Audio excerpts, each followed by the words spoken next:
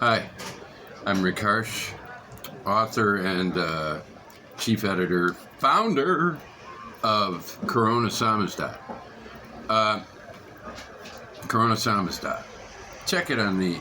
We have a shopping cart now. I think anybody who doesn't know us may never know us, but well, never mind. That's private. I got this cast still. I get another cast next week, and I haven't taken a lot of notes. This has been a bad week for writing. I'm just not sleeping well. And also the injury took a turn for the worse when I had to start using the walking cast. I didn't really think that through. So I had a really rough time with very little walking on Monday. And then I didn't leave the house till Friday, but, I have to mail books. And the post office is not that far, but it's never been a half an hour before. And yesterday I took my dog out, and it's a standard thing. I take him to the post office. He's got a corral there, It's just like going up to the tavern in a Western,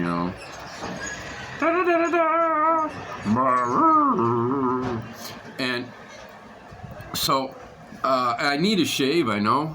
I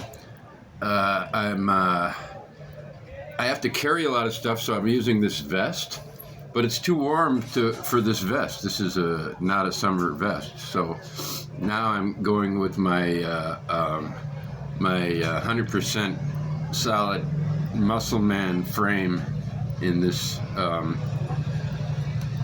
thing that wouldn't be well, if I wasn't so narrow-shouldered, it might be a good look.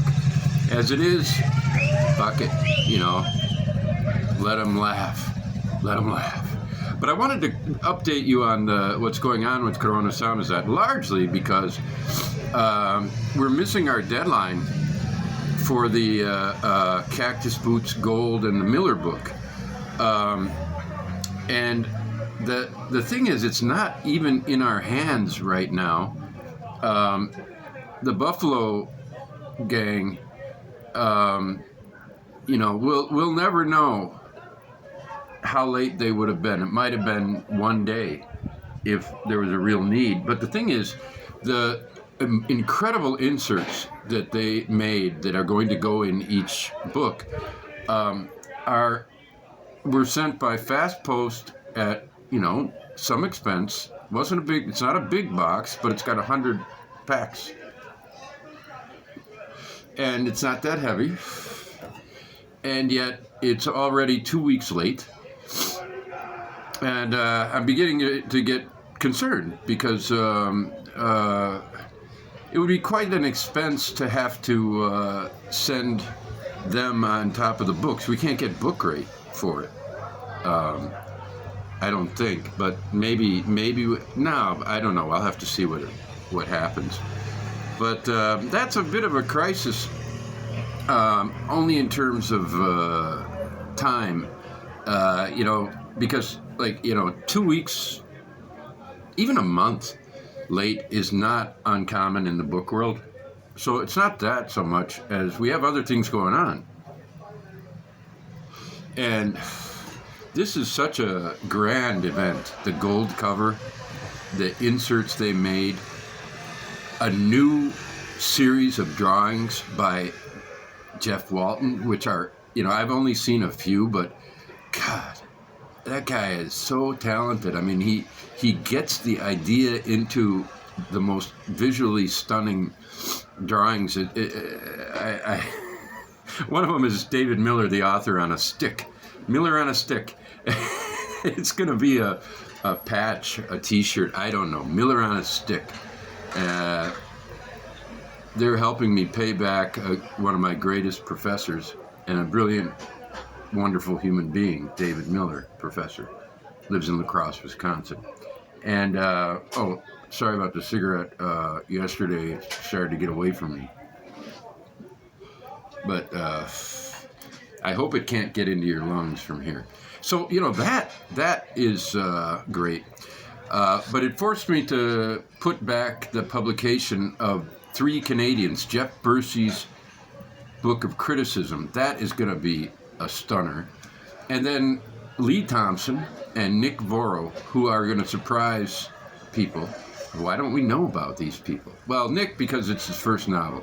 Some people know about it because he published it himself, and it's been going around. And it looks like it. I haven't read it, but it looks like it's going to be a great book. Lee Thompson is in a smallish collective of Canadian authors, is known to be original and really, really good with the old verbals. So those 3 will be on the same day, and January will be Canada month. But it won't start on the 1st. It'll start around the 7th, I hope. And I don't see why not. That one, that really doesn't... I don't want it on the same day as the Cactus Miller books, but it can be... I've chosen the 7th, and it'll probably be the 7th. I think we've got the time to arrange it so that works out. And then there's this book, which is going to be a shocker. This is a totally unknown guy, Rob Stickler, I believe is his last name. I mean, I know him as Rob, and I just went through his book. I'm reading it very slowly, doing an edit or a proofread, basically, and it's a 600-some page, dense, baroque, hilarious novel that's more or less about the South and revisionism, but is zany, and the writing is so good that I want to say this could be one of the greatest first novels ever written. Certainly by far the best. No. Cactus Boots was a first novel. How can I say that this is better than Cactus Boots? Well, on some level it might be. Overall, Cactus Boots has too many dimensions to say that anything's better than it. Too many dimensions. But this is like National Book Award quality stuff. We are so lucky with the books that we're getting. I don't like the cover. The author published 100. He worked 8 years on this. He finally finished. He wanted to get it out and give it to people. He might be selling some of the originals signed. I advised him that it would be a good idea. He didn't want to kind of step on my toes or our toes, but I don't think it would do that. Anybody who buys this has an original first printing.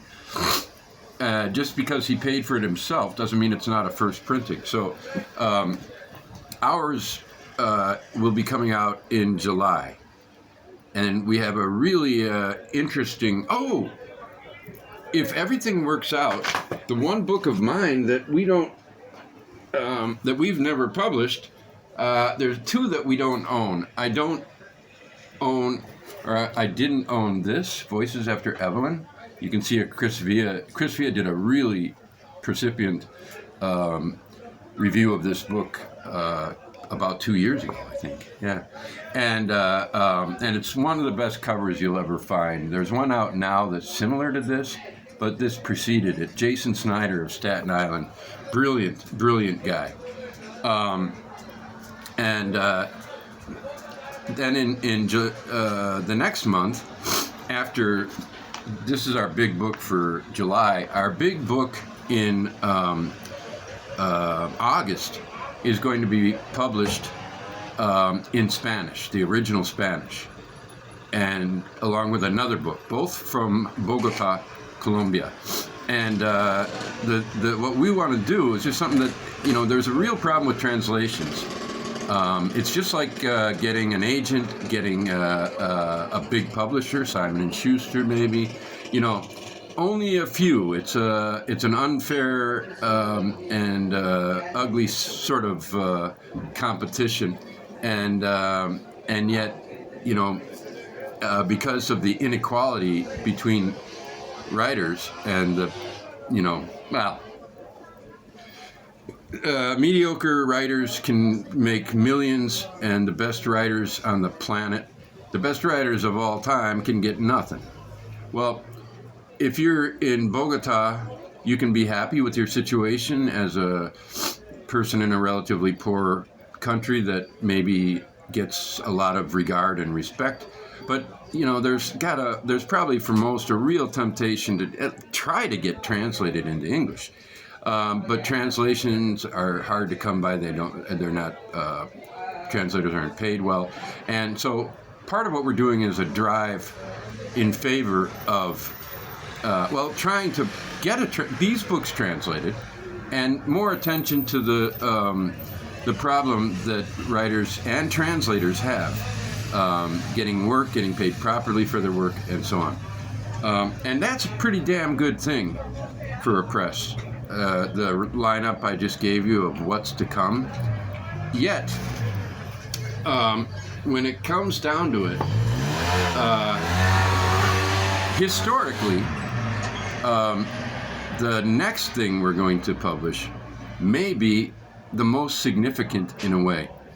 It's our fifth Broussard, Chandler Broussard, and it's called The Double Dealers. Last night I read Zach Tanner's introduction, and it is the best literary introduction I have ever read. It's fucking brilliant. And that's the tagline is going to be, the introduction is worth the price of the book, and it really is. And it'll also have a Zach Tanner cover, so you can't lose. But then on top of that, you've got the book, which is a lot better than people have known. They just don't know. This is a brilliant book. And then, on top of that, your dessert is an afterword by one of Broussard's daughters that is so well written. It reads like one of the best short stories you'll ever. I mean, it's just a brilliant short story, but it's actually an afterword written by Broussard's daughter. It's got pathos, hilarity. More pathos, not quite tragedy, but depends how you like your tragedy, I guess. But it is. I had no idea what to expect. I knew we had it. I knew Zach was putting it together. And last night I read that as well by Iris Broussard, Chandler's daughter, first marriage, and it is just brilliant. This is a book that has 3 reasons to charge $10. Zach's introduction and just the introduction is worth $10. The book itself, the novel itself, is worth $10. Broussard's afterword and Zach's cover together are surely worth another $10. This is a 30-euro book, but it's pocket size, and we're going to sell it for 10 because that's what we do. But it is going to be, I was just amazed at what I read. And I couldn't be happier when it comes to how the press is doing. I don't know how we'll do financially, but, if the press dies after August, I think this will be one of the best things I've ever done in my life, is run this press for 2.5 years. I don't think it's going to die, but if it does, fuck it, man. We'll have introduced you to this guy, Philip Friedenberg and Jeff Walton, and I'm not in Buffalo, but it's a cooperative venture, and to hear Phil tell it, it couldn't be done without his wife Heather, and I believe it, because what they're doing is so intellect, aesthetic, intensive that Jeff and Phil together, I don't think could do it all. So certainly, it's like a co-op. Friedenberg's the name author, and Walton, once you see one of his wacky illustrations, you give him a hell of a lot of stature as well. And, but there's always someone behind the scenes. No, there isn't always, but in this case, there needs to be, and thank God for Heather. And maybe the daughters, too. I mean, something's going on there that's right. I won't get into the Tanner household, which I think it is also. I think Zach has, a terrific, what I call a tribe, with his 2 kids and his wife Amelie. I think that's another co-op in terms of art and literature. So I've gone on longer than I wanted to, but it's worth it.